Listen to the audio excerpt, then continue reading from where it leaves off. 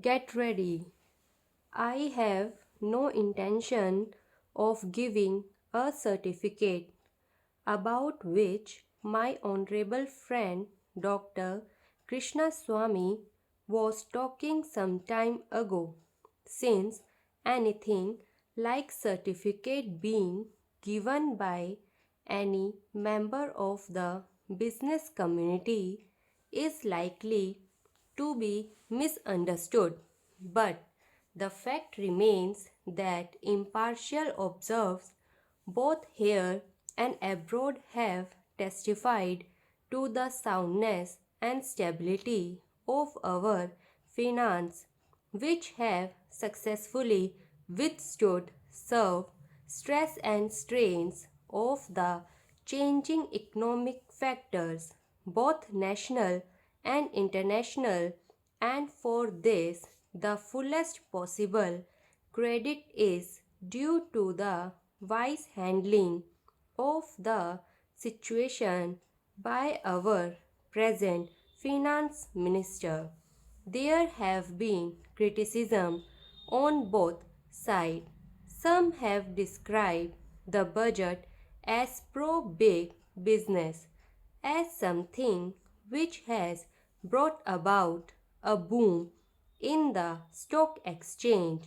and as something which has brought about satisfaction in the business circle. The fact is that if there has been any satisfaction, it has been due purely to negative feature of the budget and not because any positive relief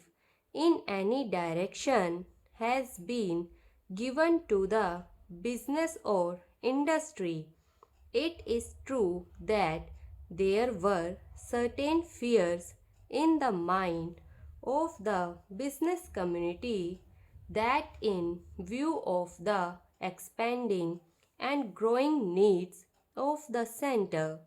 the finance minister might resort to certain further additional taxation, and since those fears were not realized, there has been some slight recovery in certain stock exchanges, but that does not in the least means that whatever relief and legitimate relief was due to the business and industrial community has received any adequate response from the finance minister. We have got to face the fact that we are at present engaged in the process of development. People who talk about UK and USA conveniently forget that these are the most highly industrialized countries in the world, and our taxation system, so long as we are engaged in expanding and building our economy, must be adjusted and linked with the requirements of the expanding economy, and should not be compared with the high taxation level that may be prevalent in UK and USA.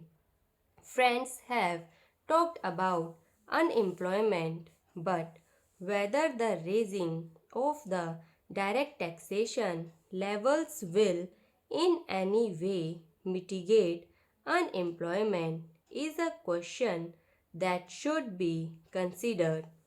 If the finance minister gives substantial relief in direct taxation, I think that might lead to an acceleration in the pace of development.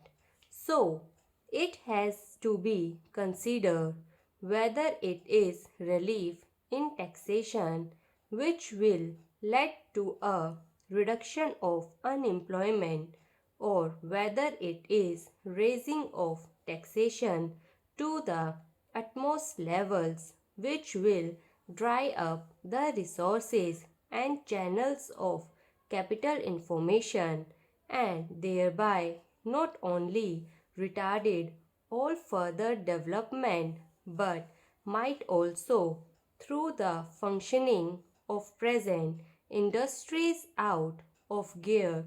So, my submission is that when the Taxation Inquiry Committee has been appointed, it is only logical to expect that no substantial changes in the taxation structure will be made until the findings of the expert committee are known, until we know the incidence of taxation in the various sectors of our economy.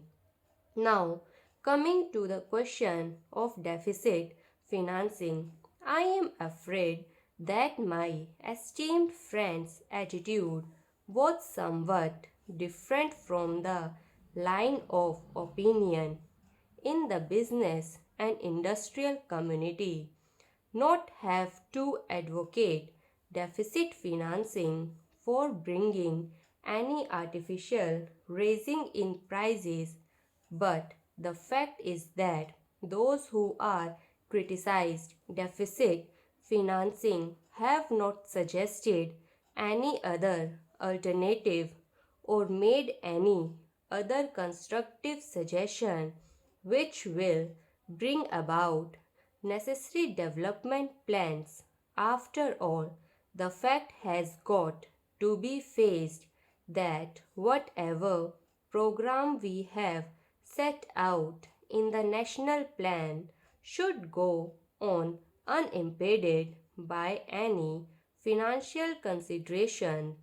An assurance has been given by the finance minister that so far as financial resources are concerned, he will ensure that the 5-year plan will not in any way be retarded. In this connection, I can only say that deficit financing is being think so far as the revenue budget is concerned.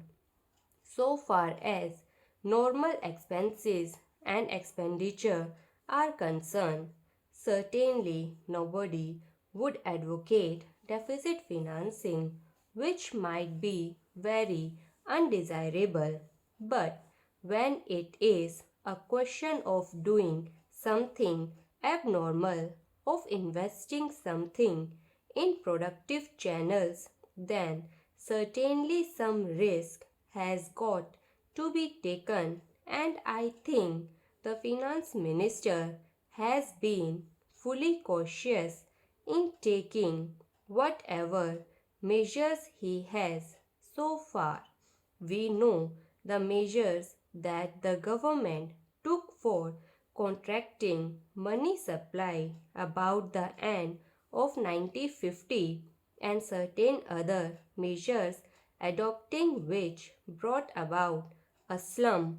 Also from the time the finance minister did not hesitate to mop up the surplus, which as the record would show has been about rupees 300 crores during the past 4 or 5 years.